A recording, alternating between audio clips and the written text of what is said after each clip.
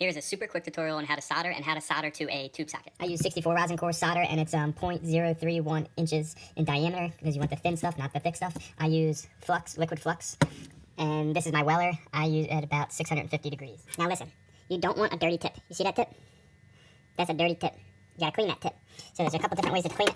I use this sometimes. Sometimes it's good enough to work. In that case, it wasn't. Okay, so now we're gonna tin it. Tinning it involves taking your solder and touching it to the tip until it melts. Alright, then you get a nice good glob on there, and the best thing is to use this little copper stuff and shove it in there until it's nice and shiny. And if it's still not shiny enough, you can use tip tinner, and then you just rub that in there. Alright, and then always tin, tin, tin, tin, tin, tin, tinny, tin, tin, tin. There's two types of wire. There's solid core wire, and then there's stranded wire. It has a bunch of different strands. If you have the stranded, you need to twist it. Twist it till they're all nice and tight. Then I add just a little tiny dab of flux, okay?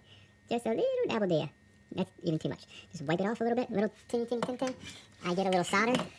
I just put a little solder on my tip, like that.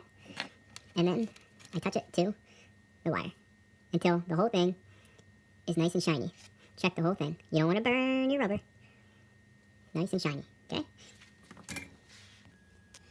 Now, there shouldn't be any strands. It should not fray at all. It should be basically a solid wire now, okay? And then, this goes for solid core as well. I make a gentle curve, like that, and then you loop it around the pin. After you loop it around the pin, you give it a little pinch, okay?